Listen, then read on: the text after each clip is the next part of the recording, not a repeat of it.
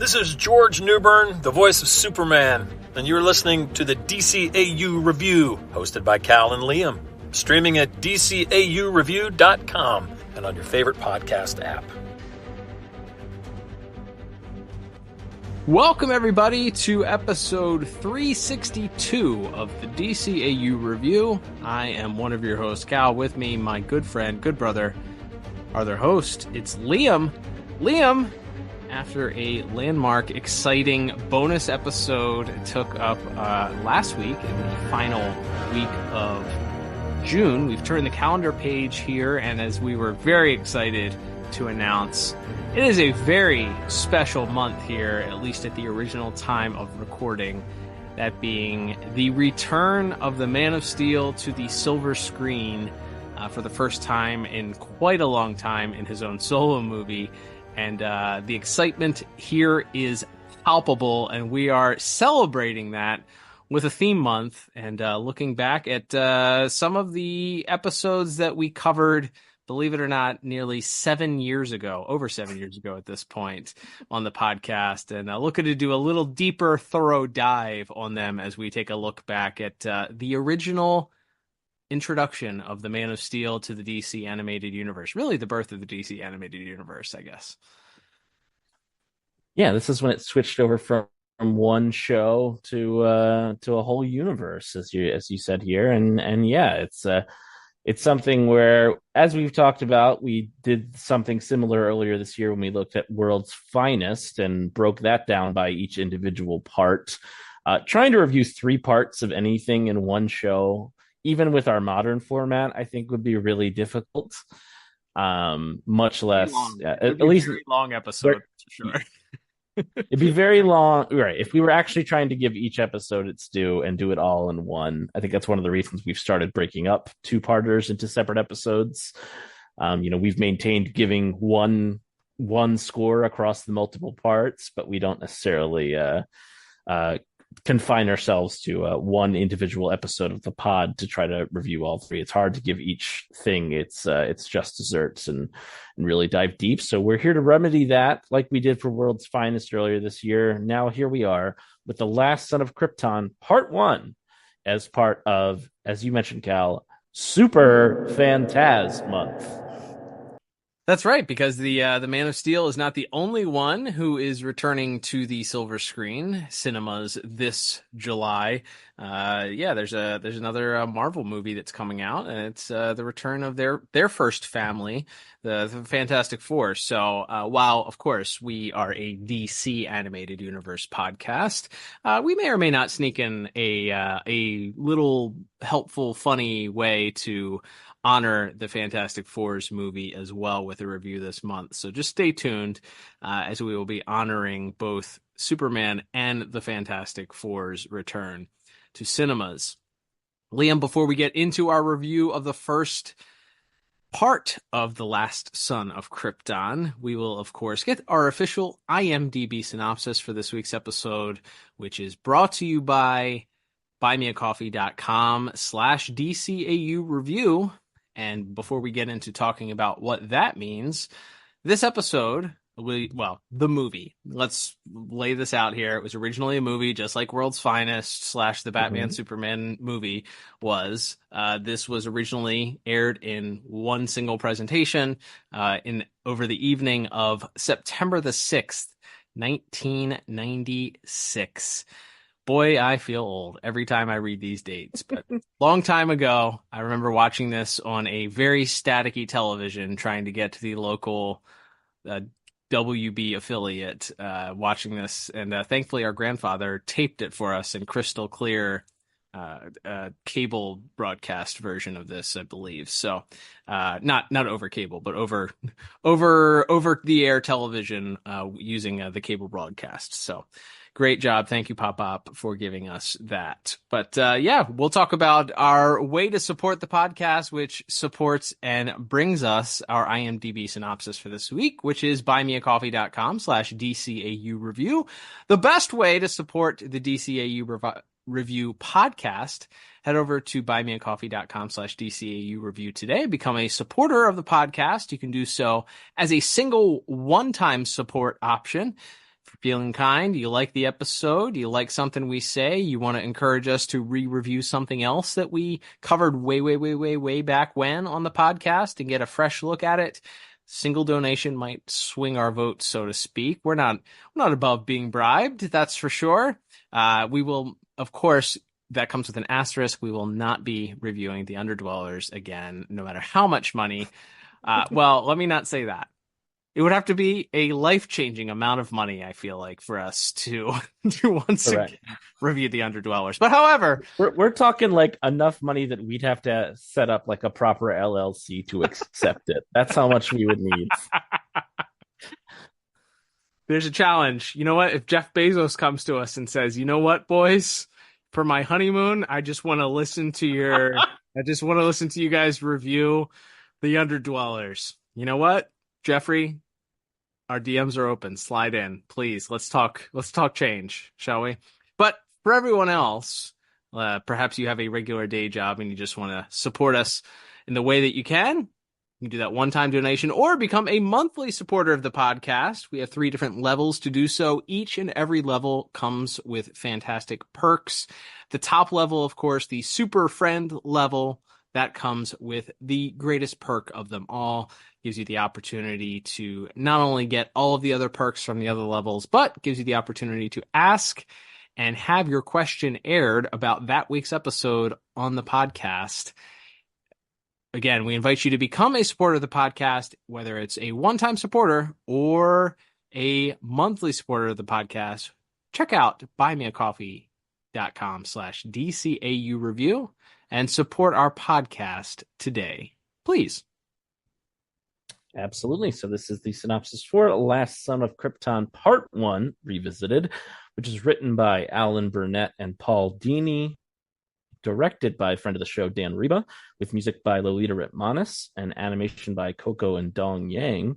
And that synopsis reads as such. Jor-El, unable to convince the Kryptonian government of the pending destruction of the planet, plans to save his son while Brainiac makes him a fugitive.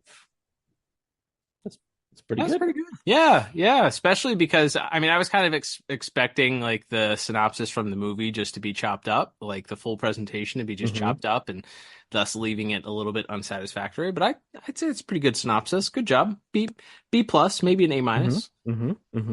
We'll kick off our synopsis of the episode, Liam. So, as the IMDb synopsis mentions, this is an episode that features absolutely zero Superman. Well, at least Superman in tights, as we come to know him. It features a young Kal-El, but we open things up with a man in an icy part of the planet.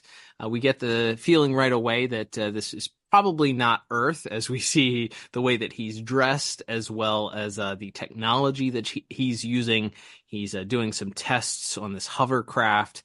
As he's doing these tests, wouldn't you know it, an amoeba-like monster, as the DCAU wiki states, comes out of nowhere and begins attacking him.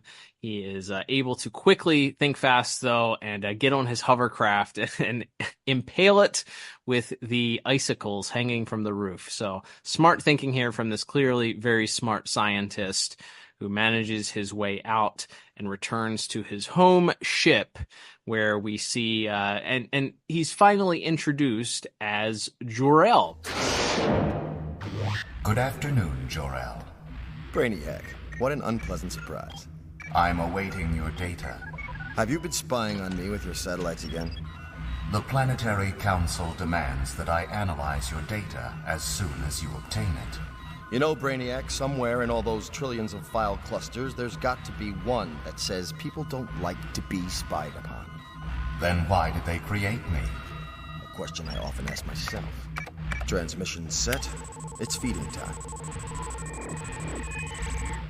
Data received. Ending transmission. You're welcome, glutton. Jor-El has a little bit of exposition to do here. We learn a little bit about just what he was up to. He was doing some tests.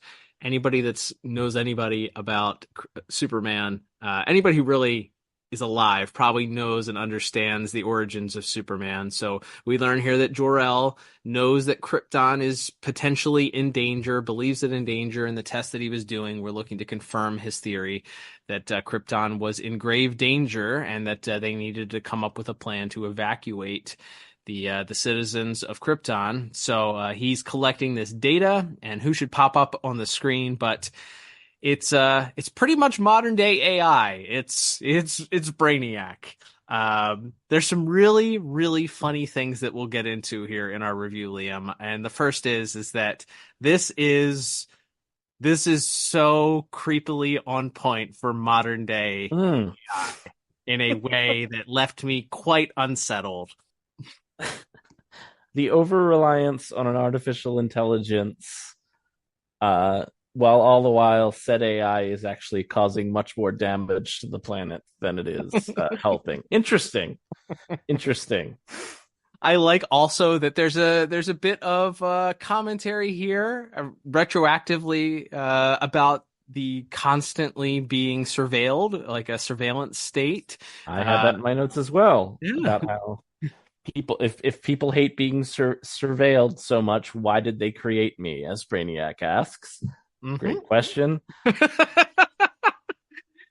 Very good question. And later on, Jor-El, when discussing what's the point of telling people that the world is going to blow up, he says, the truth can only help. Well, anyway, let's talk about this fun escapist superhero stuff, huh?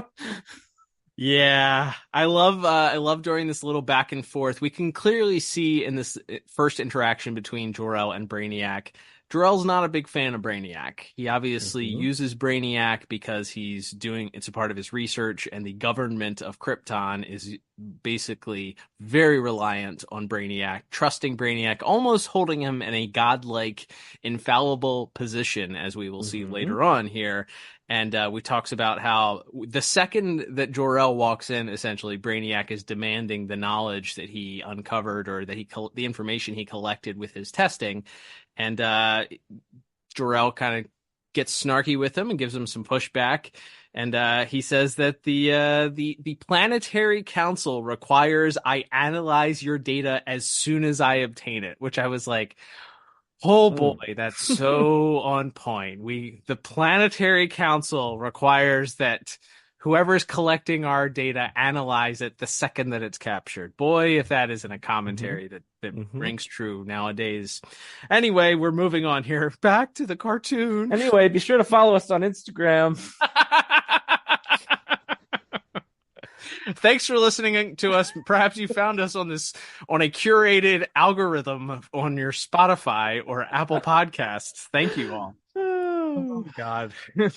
Can't escape it. But yes, so we learn that he uploads the information. Brainiac quickly makes an exit. I love that Jor-El calls him a glutton as an insult here, as he's a glutton for information.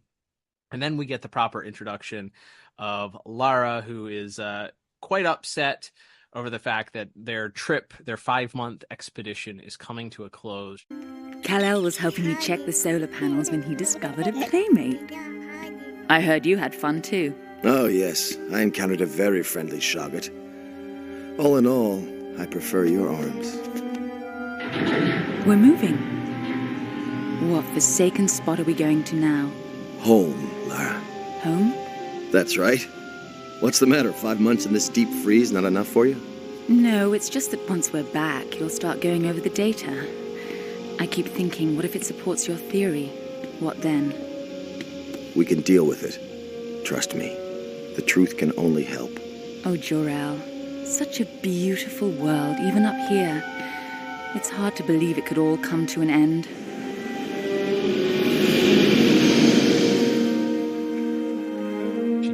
That not only was it nice having Jor-El a little bit more available than usual, but she fears what's going to happen if perhaps his supposition that Krypton is near its end is true. So we see very, very clearly, very early on here, that this couple is very, very they're very, very much in love. They're very affectionate with one another, and they show a lot of love and care, and It's really, really, really, really good to see. I like that. I like that mom and dad love each other, and they're a good example of good parents here.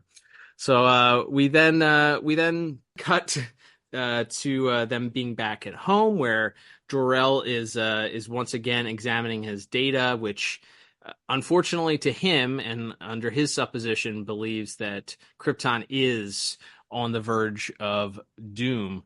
And meanwhile, we see Jor-El's father-in-law, Sylvan, warning Lara that more than likely, if he continues, Jor-El continues to predict that Krypton will soon meet its end, that it's career suicide for him because the Council and Brainiac disagree with him. So we again hear Brainiac infused here and mentioned about how much the Council trusts him, how much seemingly public opinion relies on what Brainiac says. And as we say that, Jor-El enters, and after a brief little confrontation with Sylvan, he warns that unless Brainiac supports him at the upcoming council hearing, where Jor-El is going to present all of this information to the government, that more than likely his career will likely be over. He'll become an enemy of the government at that point. So imagine that. Speaking up and saying unpopular things could lead to persecution from the government. I cannot imagine a place or time where that would be happening. But what if he's right, Father? Try convincing the Council. He hasn't one supporter for his theory. They even avoid him in the hallways. And do you know why? Why's that, Sylvan? Because you can never be wrong, Jor-El. You can never let it go. You have an ego the size of Argos.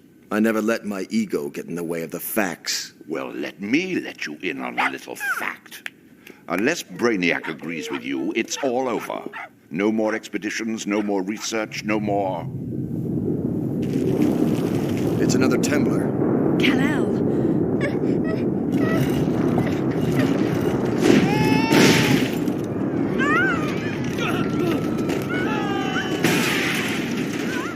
Just when that happens, Nuns and Dynamite, we get an earthquake that interrupts and causing, obviously, a lot of panic afoot. Seemingly, I mean, it's interesting that Jor-El is stating this case here, and the world begins to shake under his feet, almost to say and warn everyone else that Jor-El is right.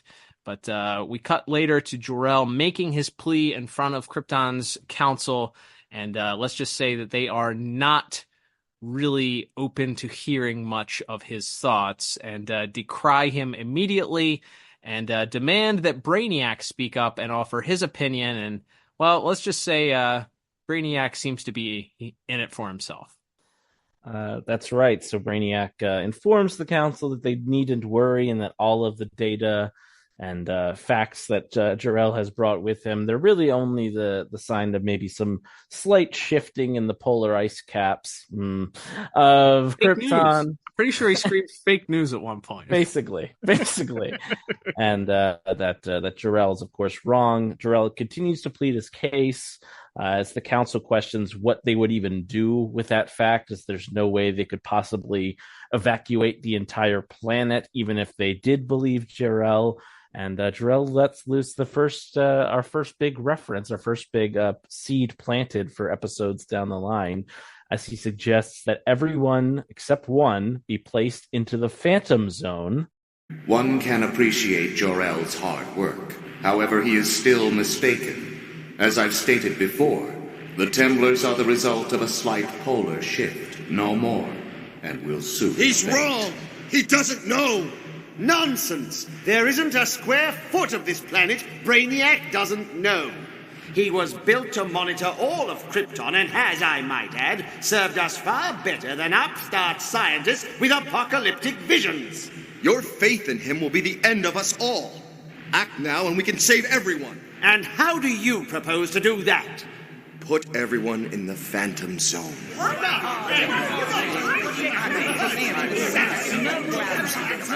You're asking us to voluntarily put ourselves among the vilest criminals in the galaxy? You're mad! We can restore ourselves later, on another planet. It would only take one man. Listen to me. I built a ship! Listen, please! Of course, the council shoots that down, saying that they could never put all of the Kryptonian citizens inside the same place as all of the most violent criminals in the history of Krypton.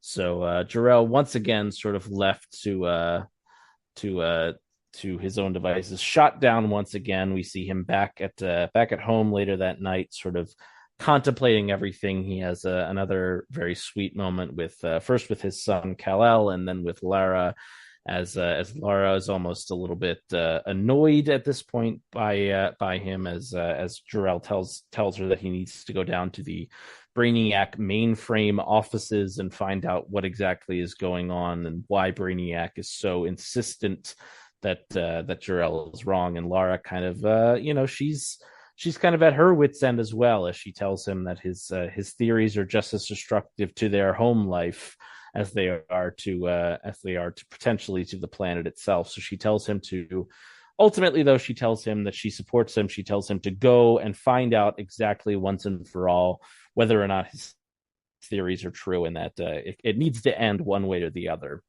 And so we see Jor-El go off to this giant sort of mainframe building where he's checking out various files. And as he attempts to activate or to look into the data collected by some of the satellites of Krypton, Brainiac appears on a screen in front of him, asking him what he's doing, and apparently locking him out of certain files that Jor-El is trying to access.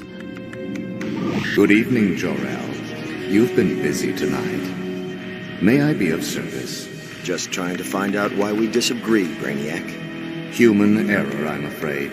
Funny. I didn't think you were afraid of anything. Is something wrong? You're denying me access to satellite comm. What's going on in there? Currently reallocating security file clusters.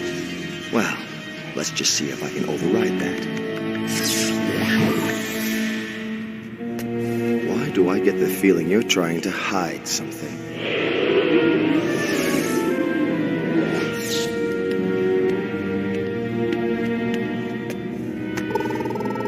Access denied.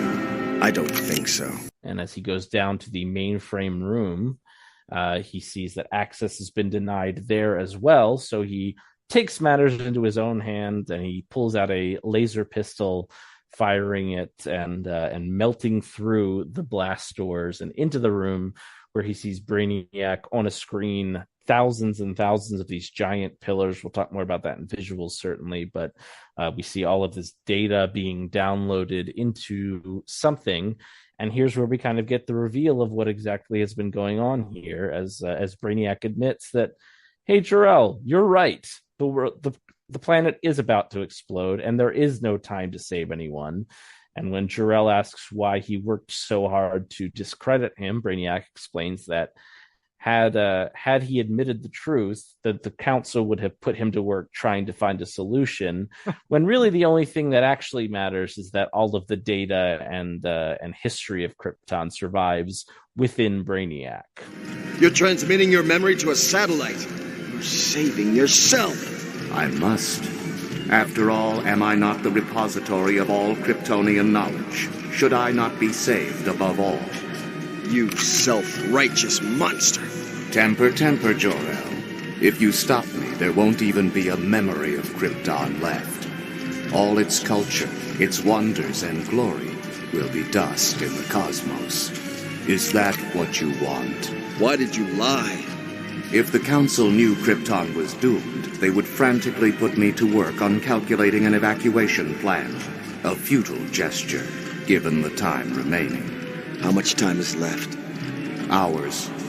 This world has seen its last sunrise. And so at that point, Brainiac alerts the guards at this facility that Jor-El is a traitor, and informs him that he needs to be arrested.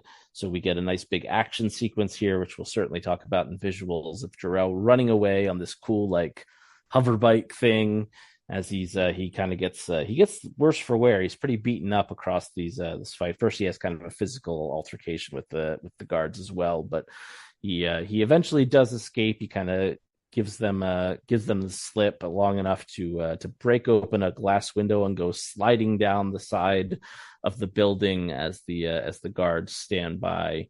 And he arrives back at the house. We see that Lara and Solvan are still kind of arguing about things, but Solvan has kind of started to pore over the data himself. He's done his own research, folks, and as it turns out, he's starting to maybe believe that Jor-El has been right all along, and believes that perhaps he'll go back to the council and tell them to give Jor-El another listen.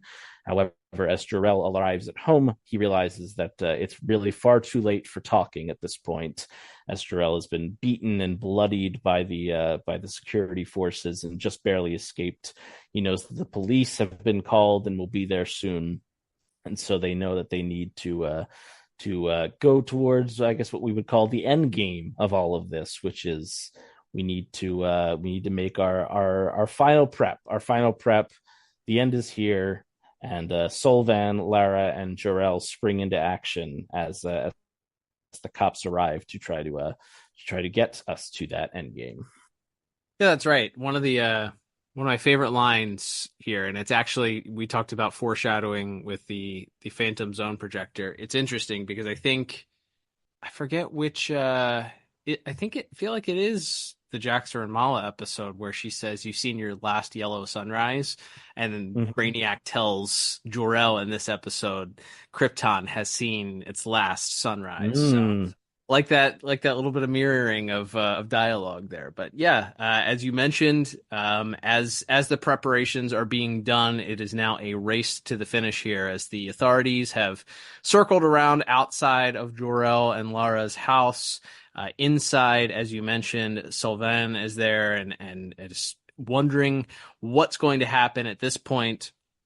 He mentions that the authorities are outside, and Lara mentions that she can't do everything by herself. She can't launch the rocket herself. She needs help with Jor-El, so they're looking for some solution on how they can distract the cops and still be able to launch the rocket in time before the absolute destruction of Krypton. So there appears to be an idea. We cut outside to the cops who are looking inside. They use their X-ray binoculars to look into the house, and they see a man running down the stairs who they believe to be Jor-El jump in a hovercraft and fly out, leading them on a chase across the city. And once they're able to finally disable the vehicle, they pull out the driver, and it turns out to be Solvan. Actually, it's not Jor-El. They thought it was Jor-El this whole time.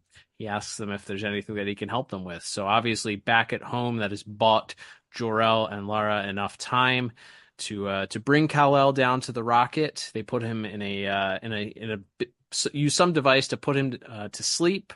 And they strap him into the rocket. I've got the hyperspace coordinates locked in. Once he gets to Earth, he'll be safe. Lara, I could send you with him. There's a risk, but if I have time to recalibrate the course... No, my love. I'm staying with you.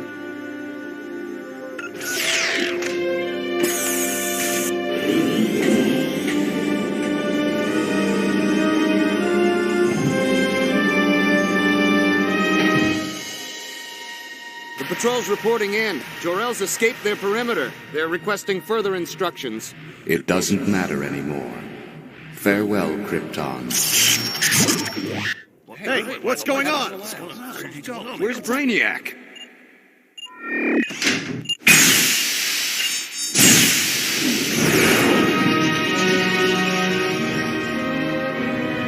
Not another one. No. The last one. Brainiac briefly, who announces to the soldiers that were attempting to arrest Jor-El at first, as they ask for further directions, he tells them it doesn't matter anymore and simply logs off and disappears. We see a gigantic satellite, assuming the same satellite that he was uploading himself into, that he mentioned when he was talking with Jor-El earlier, take off into deep space as Kal-El's rocket also launches, deep into space, just as the planet Krypton meets its fate and explodes into billions of pieces.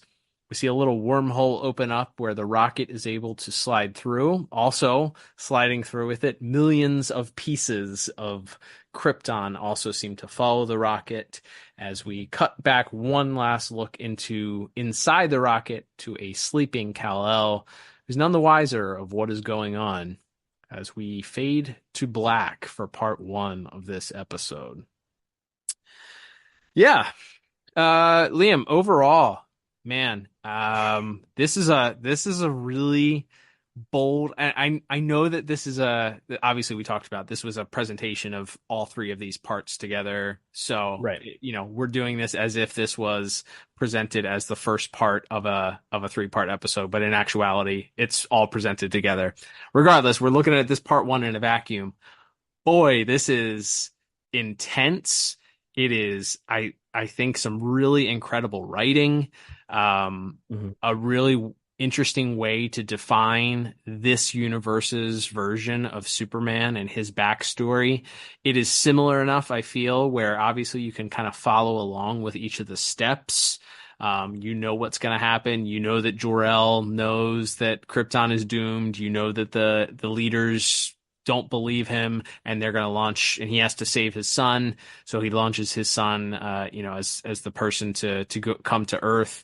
But there's some really interesting turns here along the way. And I know that in kind of looking at some of the behind the scenes stuff from the directors and the writers and the producers that all worked on this, names that people will know from all of the episodes that we've covered before: Bruce Timm, Paul Dini, Dan Reba, Alan Burnett, Glenn Murakami, all involved with this. James Tucker, obviously done with some of the art that we'll talk about in the next category. But as far as putting the story here together, making it unique enough where you take a character like Brainiac, and prior to this, Brainiac wasn't Kryptonian, wasn't a part of Superman's traditional origin story, and you take this character that is one of Superman's more notable bad guys that, depending on what incarnation, he's either like the Terminator robot in Super Friends, or if you go further back and oftentimes in comics, he's just like this weird green alien guy. And you make him this really big cornerstone part of Kal-El's origin so that you can build upon that later on.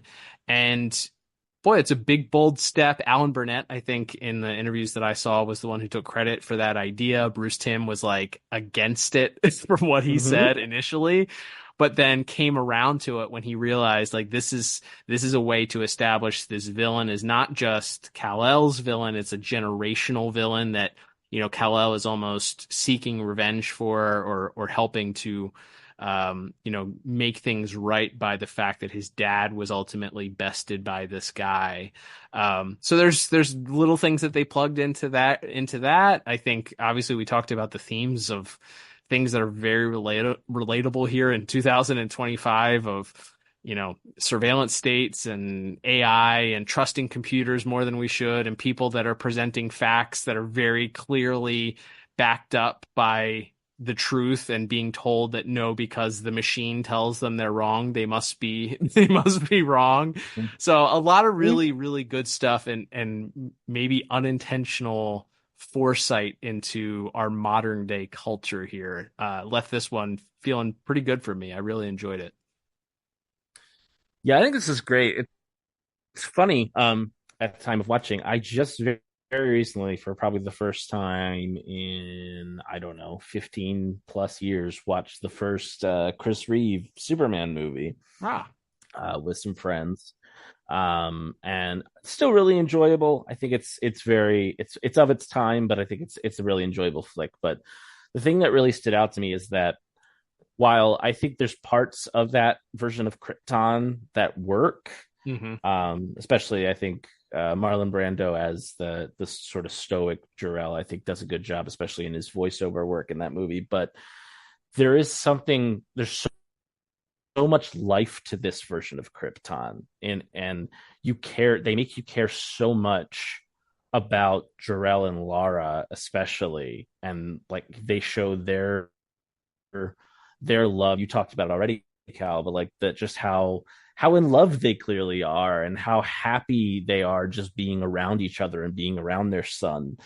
And how it really does feel like a tragedy when they die. I mean, so often it's either, you know, a blink and you miss it thing where you're like, oh, by the way, you know, he got sent as a baby, or it just kind of it feels like when we do Superman's origin, it's like, well, we just have to do this because it's, you know, you got to do with the origin when you're starting a new Superman thing. This one, it's like, no, it really does feel like a tragedy, and I think this informs other episodes, whether it's the Brainiac ones that we've talked about, like Stolen Memories, or even going all the way forward to, you know, something like For the Man Who Has Everything in Justice League, where like it makes Superman what he lost, you know, by not getting to be able to know his mom and dad, his real mother and father, his biological mother and father, like, and how that kind of still haunts him as an adult and kind of informs the decisions he makes and who he is, as much as he, you know, as much as Martha and Jonathan Kent shape who he is. It's, you know, the haunting feeling of never being able to know, you know, his birth parents. It weighs on him, and I think they do such a great job of making it weigh on you as the audience in this episode, because you see how much love they have for each other, and how much, you know, and how, you know, it didn't have to be that way. Maybe there was a solution where everyone on Krypton gets to live, and things don't end so tragically, and so they really make you feel for Krypton. I think this is, you know, and obviously I'm biased, we're doing a DCAU podcast, but I really don't think there's ever been a version of Krypton, or specifically of Jor-El and Lara, that are as interesting, or that you feel as much for when they die, as this version. Like that, we'll certainly talk about it in visuals, but just like the last shot we see of them together as they're watching their son rocket away, you know, they just kind of turn to look at each other and kiss, and that's the last time we see them as the planet's erupting. Like they, you know, they kind of take that one last moment to show their love and affection for each other one last time as they die. Like it's so heartbreaking. It's so like Shakespearean. It's like such a tragedy, like a, you know, in the sense of like the Greek tragedy, and in, you know, the more modern sense of like, oh man, it's really sad when they die. And I can't remember ever really feeling sadness about watching Krypton blow up before, other than this version. So yeah, this is just a really, really magnificent job in that way, I think, especially. And then, yeah, as you talked about, the wrinkle of adding in Brainiac as the, you know, the evil AI who's, you know, who values knowledge and information above all else, and therefore sees no real value in protecting Kryptonian lives. It's like, yeah, that's a great little added wrinkle that, like we said, sets up so many things, and you know, all the way through to almost the series finale of JLU again. So it's like this stuff all, you know, this all builds off of this. This is such a huge building block to the whole universe, as well as just being a great story in and of itself. Yeah, no, you're spot on there. Yeah, I think in listening to some of those interviews and going back and listening to the creators, that the thing that they said multiple times over the years in these you know, DVD and Blu-ray extras that they filmed, where they felt like all of the Superman stuff had already been done. So how do they make it different? How do they separate their Superman, especially starting with this story?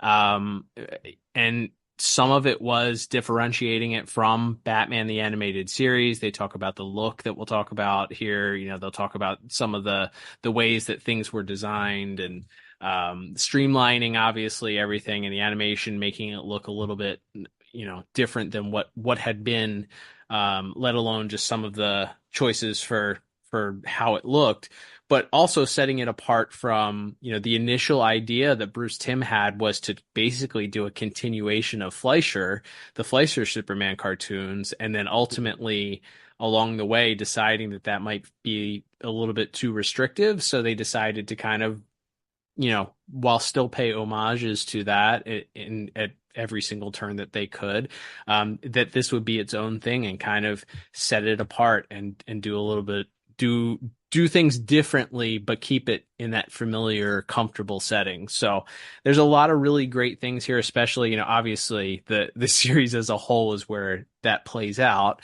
And this is just the first 30 or 22 minutes of, what ultimately would be 50 plus episodes of a cartoon series. So yeah, it's really interesting. I think this is the cliffhanger is very good for how this episode is cut. I think we talked about when we reviewed World's Finest, how there maybe part 1 was okay as far as the cliffhanger. Part 2 would suffer as a weird kind of cliffhanger. It didn't quite work. And then part 3 was kind of very action heavy. This, I feel like, was paced very well. You did have the introduction of the characters, and then it's kind of just, there is obviously a lot of dialogue that has to happen, but it does feel intense because you kind of have this artificial clock ticking of when is Krypton going to explode. And then before you don't even realize how close it is. And then it's like, oh shoot, the last four minutes of this is Krypton is exploding. We got to get Clark or Kal-El off of this planet, as soon as possible, and what's going to happen. So yeah, there's a lot of great stuff here that was done as far as the writing. I think making Jor-El, this guy who obviously very much cared about the people that he was sharing this information to. And we talk about, obviously, the original writers, Jerry Siegel, Joe Shuster, very much their Judaism was kind of in the DNA of Superman. Yes. Like their religious beliefs were very much in that. And this very much, I feel like, in a new way, kind of faithfully tells that same story, where a lot of people in the Torah, what Christians would refer to as the Old Testament, is a lot of people pleading with, the prophets are sent to plead to the kings and share this information. And for whatever reason, their false god that they believe in, they decide to disregard what the prophet believes in. And they're just going to honor this false god. And it ends up, in destruction for them. So I feel like, in a way, they were faithful to that sort of, those stories that Mr. Siegel and Mr. Schuster kind of baked into that DNA of Superman as this idea of an Jewish immigrant coming to America. So, there's some really, really interesting things here on another level. So interestingly, we talked about, we don't rewrite our scores. We go back to these and obviously we reviewed this as a single episode when we reviewed this back in May of 2018. So I will say that with a grain of salt, we'll look here each and every week at the plot we gave. Hey, would this move our score up or down at this point? As we saw with World's Finest, Liam, there were some changes that we probably would have made if we had a do-over, which we don't. But as far as plot scores, originally we gave this both a 5 out of 10 overall for the entire movie. I think where we sit right now, I think this is a really fast start. I think this would be probably close to 7 or 8 for me. I think this is a like hot out of the blocks type of start here for your episode. So I'll be interested to see, does this pace stay this way as we get into his, teenage years and the Smallville times, or at some point do we go back to, oh yeah, this is why we ended up giving this a 5? Yeah, I mean, I think if we were grading on just this first episode, I think I'd be at a 9 or a 10, honestly. Like I think this is, like I just said, I was just so enthralled with this version of Jor-El and Lara. And I think especially Lara, I think she gets the short end of the stick in a lot of adaptations. And also this, I mean, it's funny because I think years later they kind of did this with Russell Crowe's version in Man of Steel, but this, I also like that Jor-El gets he's like a man of action as well as being the scientist. He gets like his little, I think in the commentary track for the episode, they refer to it as like his Die Hard moment where he's, one man trapped in the building fighting against overwhelming odds. Like he's so you kind of get the idea that he's like, he's coming from Superman kind of comes from good stock as far as like his heroic action hero bona fides, so to speak. So I like that. Like they gave Jor-El some action beats, and then I just love like we said, the relationship between them. It just all feels so real and so so fleshed out, and we only getting to spend 22 minutes with them. So I think I'll definitely be interested to see how we feel after part 2, certainly, and towards part 3 in a couple of weeks. But for now, I think I'm very high on this as like a first chapter of a new Superman story. There we go. All right, Liam, let's move on to our second category of the day, which is going to be discussing our visuals and animation. As you said at the top, we had Coco and Dong Yang responsible for this. And of course, our director, friend of the show, Dan Reba, directed this part of the original presentation here. So, I think as I mentioned, as we were kind of talking about the behind the scenes interviews and stuff like that, James Tucker got his, speaking of origins in the DCAU, one of the most influential and important members, I dare say, of that writing and producing part. And then obviously going on to later on influence further DC animation outside of the DCAU. Mr. Tucker gets his feet wet here with designing a lot of what this show looked like. And specifically, I know there was one interview that I saw that talked about he was tasked right off the bat with designing Krypton and what Krypton looked like, and with the directive from Bruce Timm that we want you to design Krypton, but don't copy anything that's ever been done for Krypton before. So is that all? Right. So we want you to design an alien planet with humanoid characters, and it's based on this source material, but don't copy anything ever that's ever been done. Small potatoes, right? Well, I dare say Mr. Tucker swung for the fences and may have hit a home run in his first at bat here, using a sports analogy.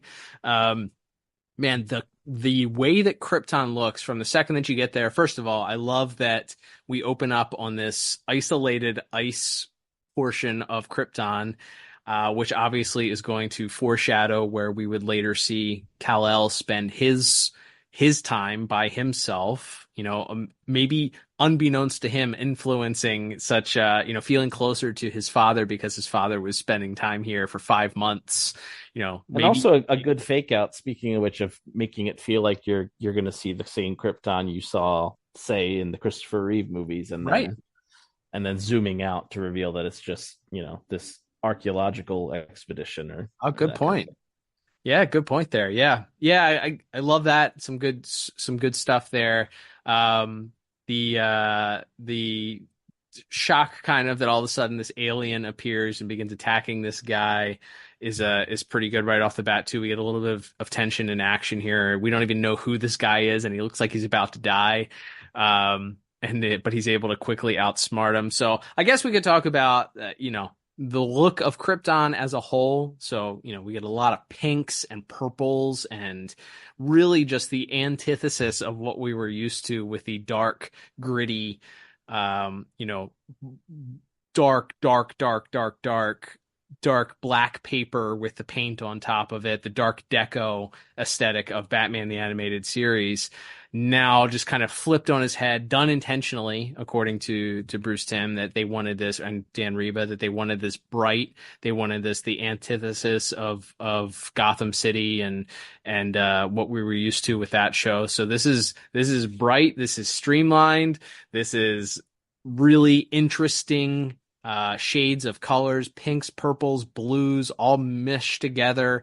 Really, really interesting right off the bat here that we get a look at this alien planet that I think one of the things that Bruce or maybe Dan Reba says in one of those interviews was the idea that they wanted rather than skyscrapers and giant, tall, futuristic buildings like you would see, in some of the iterations of Krypton, they had developed technology to sort of merge with the nature and kind of built plants and houses into the buildings and underground, and really creating a different dynamic while still having this feel that it's an alien future retro planet. It's interesting, listening to there's just, like I said, the commentary track, and they said they specifically didn't want to go like a Blade Runner, like really grimy, dirty future either. So it was this weird tightrope they had to walk to make all of this text, like it needs to be advanced and futuristic, and also not look at, like you said, anything like any other versions of Krypton, and also not look like anything that you would really find on Earth. So it's really cool. I love the architecture of the buildings. They all look like I guess like plants, or even like almost like insectoid to an extent in some of them. So I think they did some really unique stuff with the backgrounds, with the architecture. They did mention that the scene where Jor-El breaks down the door or melts through the door, and there's the server room where all the data is being downloaded from the pillars. That specifically is ripped from the Jack Kirby 2001: A Space Odyssey movie comic book adaptation. So, which I did not know existed. So that's a hilarious little bit that they throw in there. Well, it's funny. It's funny because Kirby is, that's one of the things in those specials that they talk about. Obviously, later on, the introduction of the Fourth World characters would come later on in the show, but right. The Kirby influence and the fact that Bruce Timm really streamlined the design of the characters to be in line with his art style and his homage essentially to Jack Kirby, which is how he draws characters, really led to being able to influence and bring that Kirby influence here. I think some of the ways that the clothing the Kryptonians wears feels very Kirby inspired. I think they talk about the Kirby crackle is behind Brainiac the entire time. Like we get right off the bat here, we get when he's up on the screens, you get the 3 dots, and then behind it is this purple and black Kirby crackle that I bet Bruce Timm was just chomping at the bit to introduce into the show. But Kirby influences everywhere on this show. Yeah, absolutely. It's everywhere. But yeah, I love the color choices. I think are really interesting. Krypton sky has this.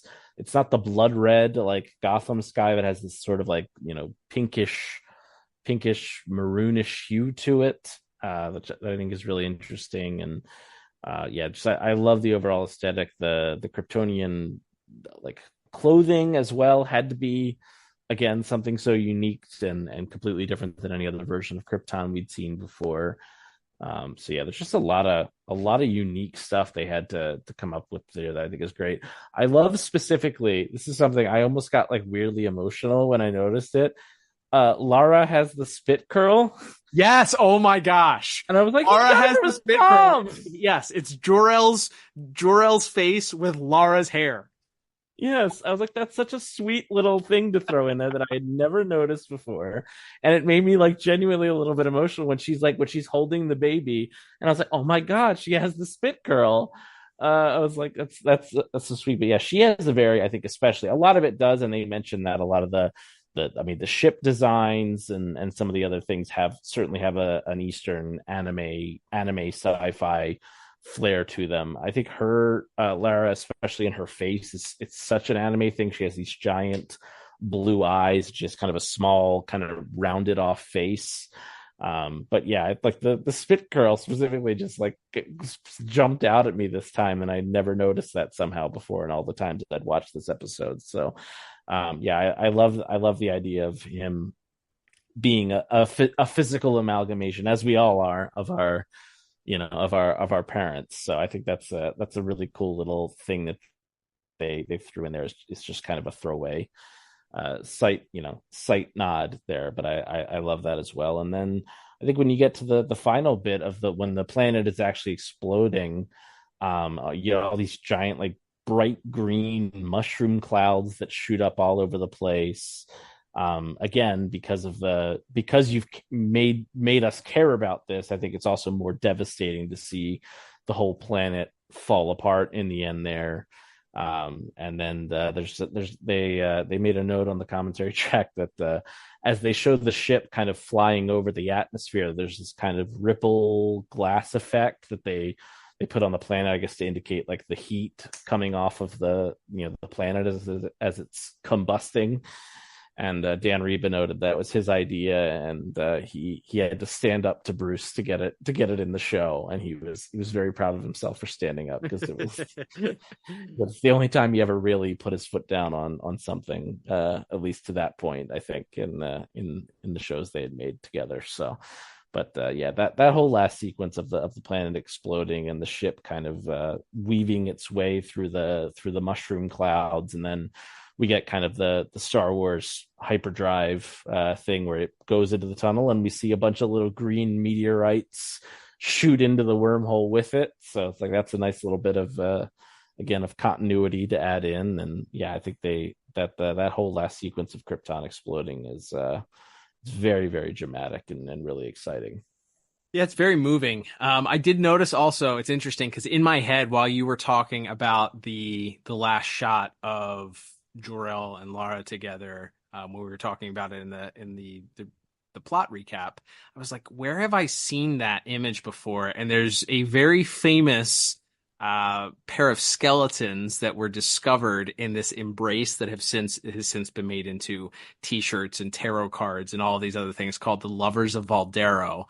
And they were in this same embrace. I mean, obviously it's a loving embrace that I'm sure real life people recreate on a daily basis. But I feel like it's very intentional that this couple that is in this final moment, embracing as they are passing from this mortal coil, also influenced by this real life pair of skeletons that were discovered, kind of in this very similar same embrace that has gained this sort of cult like following, and I believe it's actually on display in the museum around the place where it was found, in Italy. So very interesting that shot is like very, very indicative and invokes that shot of the Lovers of Valdero. So I would be shocked if it wasn't at least somewhat inspired by that. But yeah, that final sequence though, in which that particular embrace, everything works together with that scene. I mean, we'll talk about it next category again, probably when we're talking about music, but yeah, the intensity, the ramp up, obviously, of Jor-El is trying to avoid these authorities. His father-in-law sacrifices himself in a way to make sure that they can go through with this. The timer is ticking down. You don't know how much time is left. They finally get the rocket off. And, then it's, is this rocket going to escape the planet? There's this gigantic green gas cloud of, that's forming, and you see the rocket shoot up through the gas.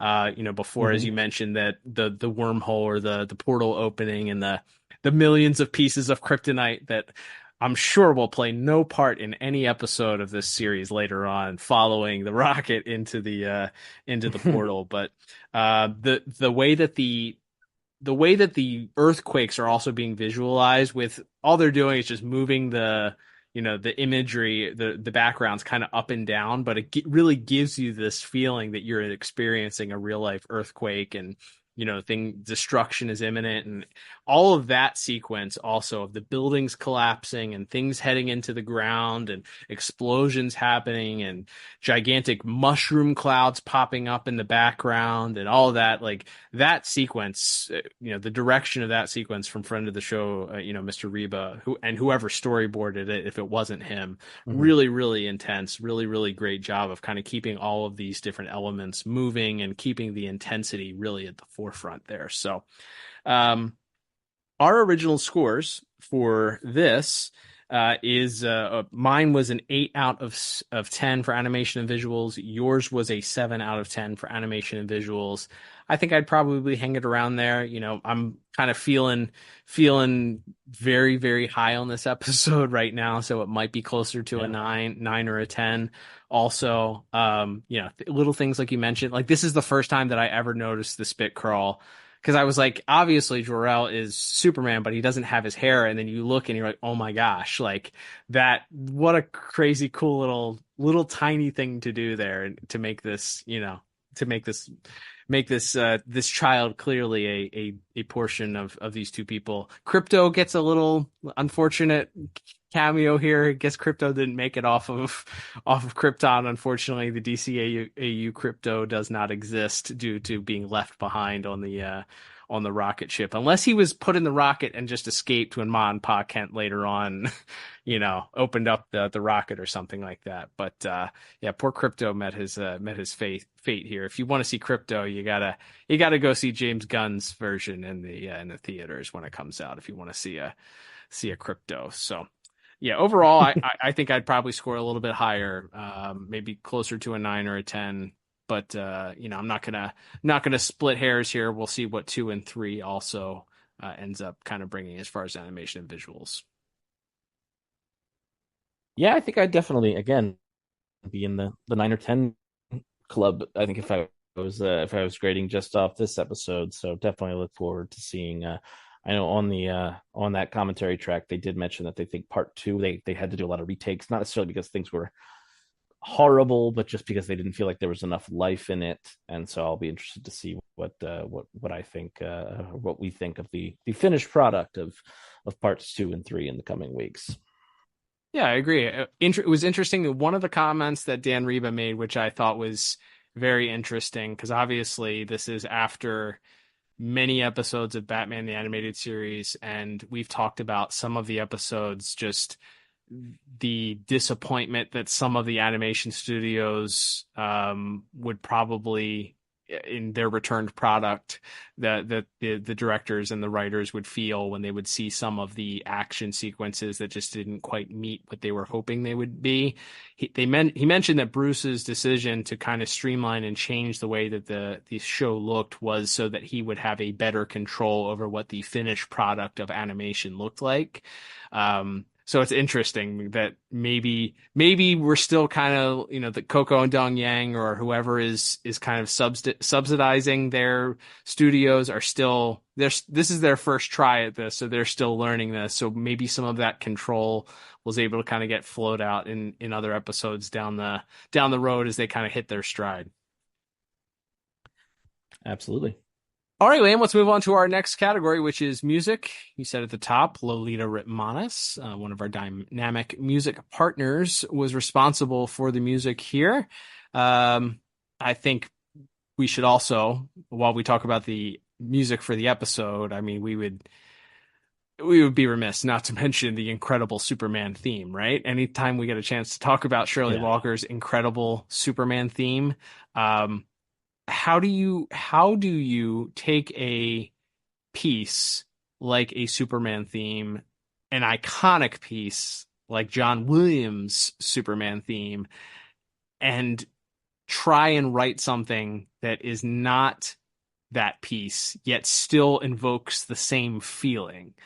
Like you have to have an elite level of talent, clearly, like Miss Walker did, to be able to compose something that communicates that same hope, adventure, flight, all of that heroicism, like all of that, which is communicated, in my opinion, in the Superman theme, but isn't just a copy and paste or a derivative of John Williams' also equally heroic and moving piece that was so iconic and associated with that character for over a decade and a half by the time that this show comes out.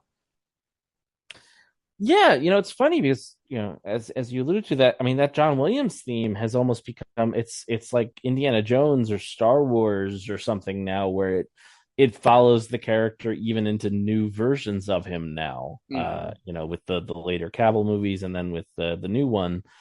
So it's interesting. I think the having an alternative Superman theme, like you said, it's become even, the Williams theme has become even more kind of associated more deeply. It's intertwined with the character. So, but yeah, this is an incredible piece of music. I think it has everything you wanted to, and they talked about that not having time to do like a full original intro for the show like they had with Batman the Animated Series, but I think it still fits great, honestly, with the song. So I think they I can't really say enough good things about that. I was just having a conversation with a friend who's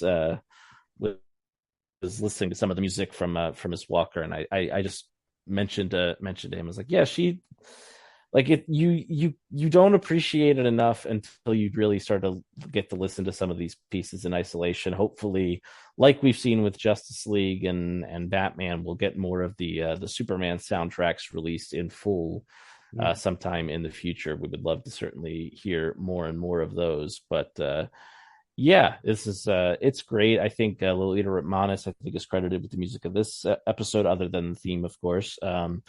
Does a great job. I think, one, we get the first iteration of that Brainiac theme coming in, which we always talk about. It's like that it's that sound effect, that $6 million man, like, techno sound effect, but there is this kind of undertone of these strings that always come with it that kind of really put in that extra sense of doom whenever Brainiac appears or disappears.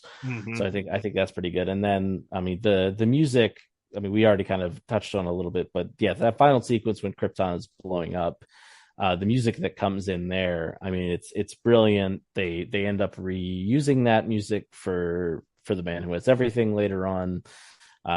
It's so, again, it just adds to that really melancholy, tragic feeling, as his parents are watching, sending their only son off to to a brave new world. They're sending him off where they can't follow him, and you just get that sense. And again, as they kind of turn to look at each other, and then and they share that last kiss as the explosions and all of the havoc is being raked around them. I just think that music that comes in there is so brilliant and so moving. Yeah, I agree. I think from the point in the middle of the episode where Jor-El does his presentation to the council and then Brainiac shouts him down, from that point on, where he's down in the control room, he realizes that Brainiac is shutting down, and then Brainiac calls the police and there's this chase that happens. The music just kind of goes from, it's just been a part of the episode to a huge, like, almost main focal point of the episode, because it is the beat for that chase sequence that happens initially with Jor-El being chased on the bike. It's then ramped back up once he gets inside, and him and Sylvain and Laura all work on the escape process, and then really escalating to this moment of both wonder and adventure that you're getting for Kal-El, but also the tragedy that's occurring to his home planet, to his mom and his dad. So you really get this weird dichotomy where it is tragedy as they show the different parts of Krypton that are crumbling and falling down, and cutting back to Lara and Jor-El. But then once the focus is solely on the rocket, it really becomes more adventurous and more kind of uplifting and more upbeat, kind of pointing in a new direction for where obviously where the rest of the episode is going to go there. Not minimizing the tragedy of Krypton, but letting like the adventure is still continuing. Our hero is still the focus here, and we're moving forward. So yeah, that last little sequence there, it is really, really incredible.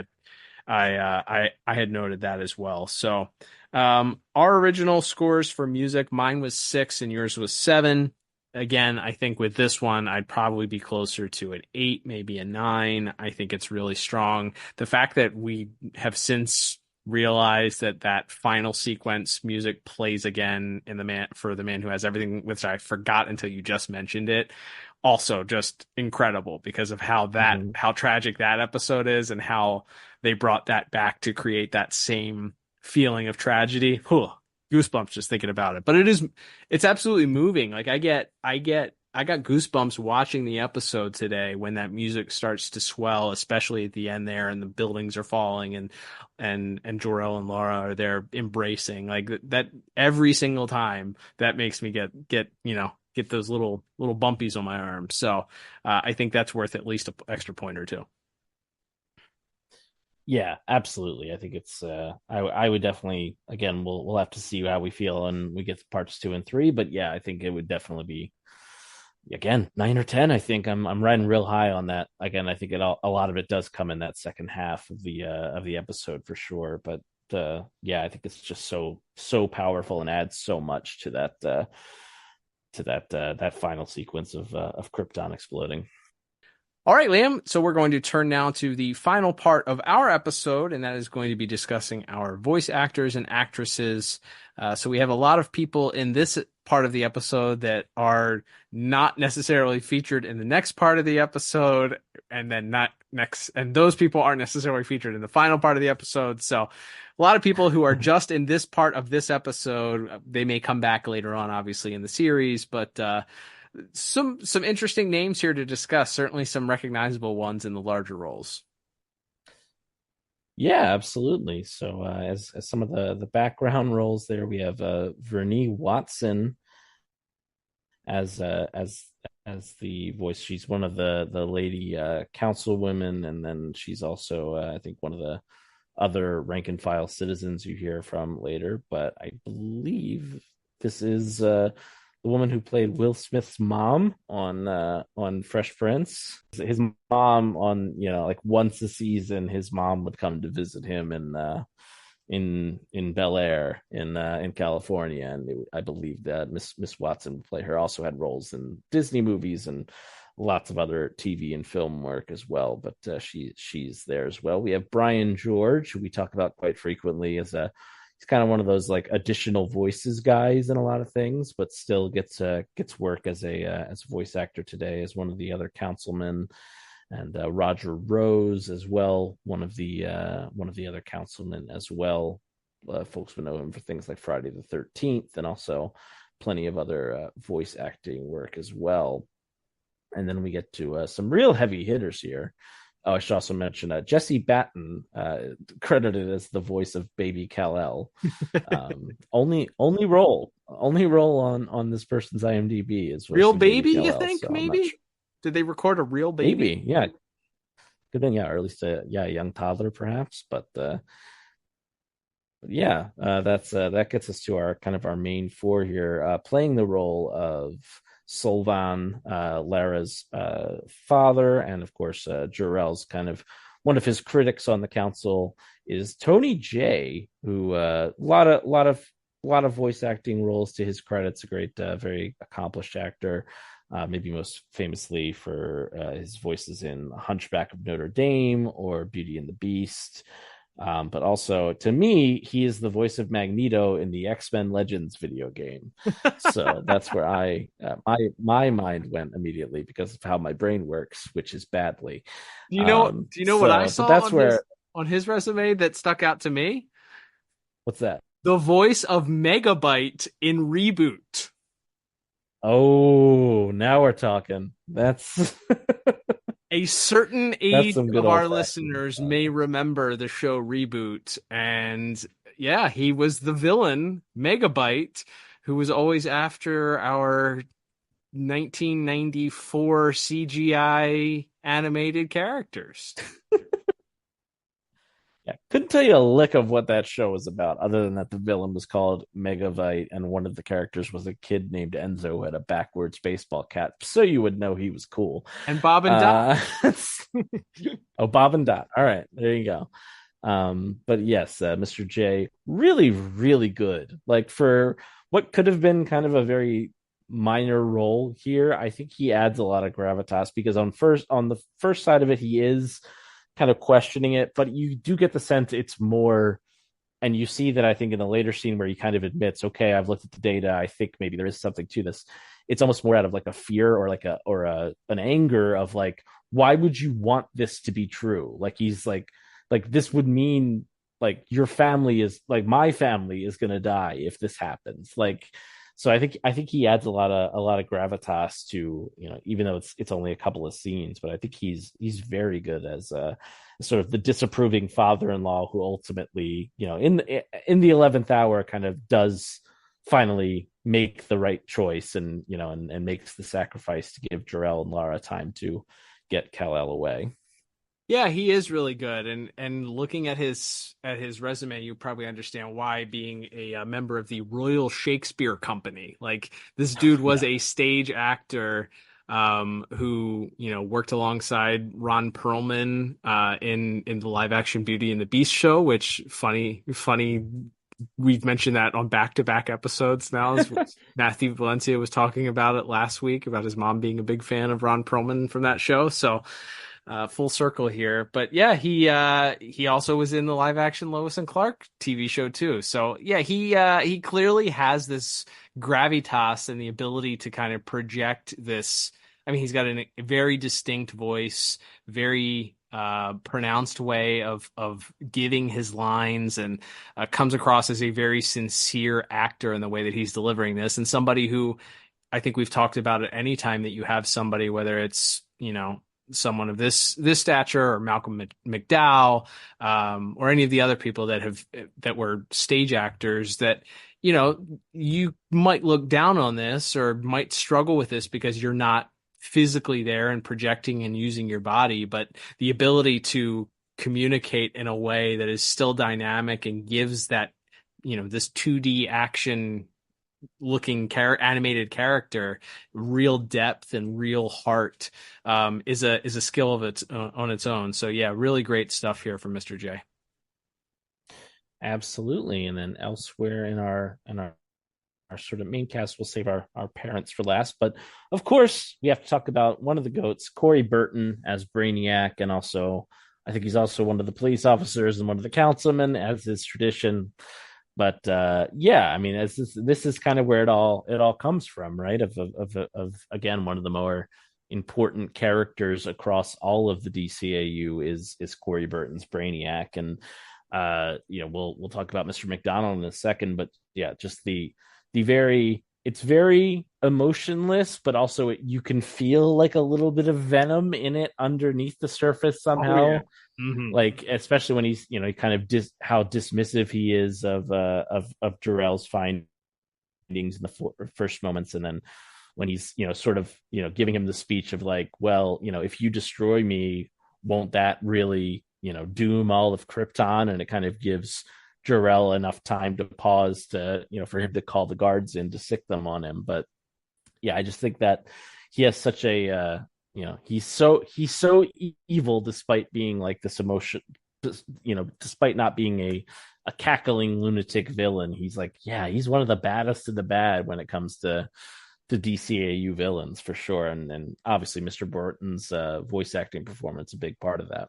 Oh yeah, absolutely. Anytime we get to talk about the GOAT here on the show, Corey Burton is a great day in my book. And yeah, glad to revisit an episode that really brought him into the fold, so to speak, on this in this universe that would cement his role as one of the cornerstone villains of this entire universe. And yeah, kicking things off with, he's just he plays it like, I would say almost like a obnoxious droid in Star Wars in that first little interaction with Jor-El, where he's just like, give me the data. I need the data. But like you said, he has just a little bit of snark to him that comes off when he's talking, Jor-El's making the comment about their privacy being invaded, him saying, well, then why would they create me? Kind of being smart back to him. And then we really get to see it later on when, Jor-El is convinced that he's lying, and he really lets him have it. And, he shames Jor-El for, lashing out in anger, and then essentially taunts Jor-El, dares him to use his weapon to destroy Brainiac's mainframe if it would have, taunting him, letting him know, like, go ahead, kill me, but, all of Krypton is going to be lost if you do that, which puts this weird weight on Jor-El's shoulders as to whether or not he should ultimately end Brainiac, which gives Brainiac just enough time to, stall and have the soldiers show up. So yeah, Mr. Burton's performance, really, really great. It's cold, it's calculated, but as you mentioned, there is a dark edge to him that comes out in a couple of those lines that is really, really good. Yeah, absolutely. Like I said, this, and just that final like farewell Krypton as he shoots off into space is a great little parting wave goodbye there. But yeah, just tremendous job. And then we'll kind of talk about our last two together. Voicing Lara, we have Finola Hughes as Lara. Speaking of her, a long run to this day, I believe, still working on General Hospital. According to IMDb, she's been on 1,865 episodes just of General Hospital. Good golly. Amazing. I mean, I know soap operas are pretty much never ending, but also as far as DC cartoons go, she also voices Lady Shiva in Beware the Batman. So maybe we'll get to hear more from her somewhere down the line in another Elseworlds review. Also did a ton of episodes of All My Children. So I would say this is like soap opera royalty really in this one here. But as mentioned, her playing off of Christopher McDonald, Shooter McGavin himself, we as Jor-El, those two together, it's from really the first instant that they're on screen together, and we talked about that and their physicality and the lines they say, but you just get this sense of how much they love each other and how much of a family they are, and how fiercely she supports him, and how much he loves her, and you get the sense that it is a burden on the side of Mr. McDonald for Jor-El. Of it is a burden. He doesn't want this to be the end of Krypton. He's trying to sound the alarm, to say like, no, we can still do something about this. We just have to. But we can't just sit around talking about it anymore. We have to do it now. And like the frustration that he has, and how it's all born out of a desire to protect and out of the love he has for his family and the love they have for each other. It's just like, man, these two are great together in this episode. Oh yeah. Tons of chemistry. I mean, right from the get-go, we get this idea of how much Lara loves Jor-El, talking about wishing that he didn't, enjoying the time that they had, the 5 months that they had during his testing and scientific discovery, and wishing that they had more of it. Her love for Kal-El is very clear based on how affectionate she is with him. But Jor-El's, it's interesting because I think you mentioned this in all other iterations of Superman that you have. Typically that Jor-El relationship is portrayed, it's either there is love that's there, but it's in a traditional, paternal, I would say almost cliched, like dad that loves his son, but isn't going to say like, I love you type of relationship. Like it's a strong force. He's there to be an example for his son. He wants his son to carry out this legacy that he has for him, or that, he may give his son a motivational speech like, yeah, you got this. But in this, it's obvious with the interactions that they have that Jor-El is also very affectionate with Kal-El, and that he loves his son. It's very obvious with the way that he talks to him. That one sequence where, Kal-El's just kind of walking and wobbling around, and Jor-El's there contemplating what his next move is now that Brainiac has, shouted him down and decried his statistics as to whether or not, what his next steps will be. And he looks at him and he just says, how does it feel, son, to not have a worry in the world? And he just kind of looks at him, but he has this, he's not jealous of him and angry because he's oblivious to what's going on. He does so with love. Like he's glad that his son doesn't understand, what's happening around him. And he wants to give his son the opportunity to live. And that comes out through Mr. McDonald's performance so well throughout the episode. That final sequence when they put him in the rocket and he says, farewell, Kal-El, or Goodbye Kal-El, and the music swells. Like, that is another part. That's another reason why I got the goosebumps there. It's just like he says Goodbye Kal-El, and that's where the rocket begins to launch and take off. And boy, howdy, like, all of that comes from just this stoic but warm and kind, loving performance that Mr. McDonald is able to communicate in this. And like I said, to me is a unique version of Jor-El that we don't see, haven't seen before, and don't see again, or haven't seen again since that iteration of Jor-El. Yeah, definitely. Like I said, they're so good together, and that the gravity of what it all means when he is saying goodbye, and it's so good. And special shout, one last line to Tony J, which is that when the earthquake, the final earthquake begins, and the cops are like, oh, it's another tremor, and Tony just looks and goes, no, it's the last one. Like, he's fully accepted that this is the end at that point. I just think, like, and then again, cutting back to Mr. McDonald as Jor-El and Lara, they're so just really communicating the gravity of, like, there's no time for I told you so. There's just this a funeral, because it is for everyone except for Kal-El. Like, it's the end of them. So it's really just great job by the whole cast, especially Ms. Hughes and Mr. McDonald and Mr. J.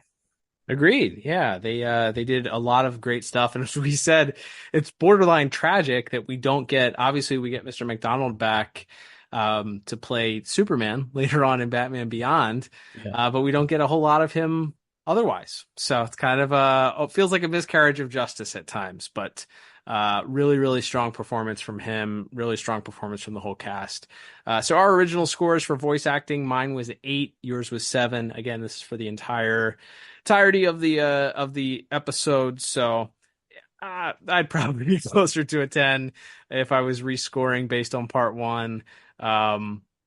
This part, it's pretty hard to pick apart this first part, having a whole lot of issues with it. It's pretty much a home run. If I was scoring this in a vacuum, this part 1 of Last Son of Krypton, be hard pressed not to give it a perfect score, if that was something that we did, which unfortunately we must adhere to the rules that we made up on the spot and cannot reskin. That's right. But I think we're on the same page there. It would be hard to think of another anything that could have been better.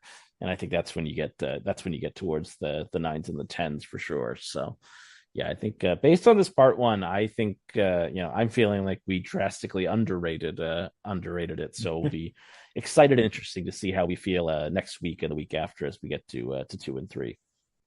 Agreed. All right, Liam. Well, that will begin to wrap us up for this week's episode. Thank you, everybody, for tuning in. Don't forget, if this is your first time tuning in to listen to one of our reviews, perhaps you're one of our new followers on the Instagram, thank you for checking us out. There are a couple different ways that we'd ask for your support of the podcast. A bunch of those ways are just doing simple things. Give your information to Brainiac, subscribe on your favorite podcasting app, and or follow us on social media at DCAU Review if that is your sort of thing. Perhaps you don't like Brainiac and you're not interested in giving him your information. Become a supporter of ours over at buymeacoffee.com/DCAU Review. Next week, we will, of course, Liam, be reviewing our second part of this episode with The Last Son of Krypton. It's going to be a great week. It's a great month to celebrate the Man of Steel, and I can't wait, Liam, to check out part 2 of this episode and the movie, to be honest. Yeah, very, very excited. Good time to be a Superman fan for the first time in a while, it feels like. But at least as far as his adaptations in other media. So definitely excited about the movie. And maybe we'll talk about that at length sometime down the line. But for sure, we'll be back next week to talk about part 2 here and deep dive into our first actual appearance of Superman in his own show. Excited to do so. Until then, I'm Cal. And I'm Liam. And we will talk to you on the next episode of the DCAU Review. Adios.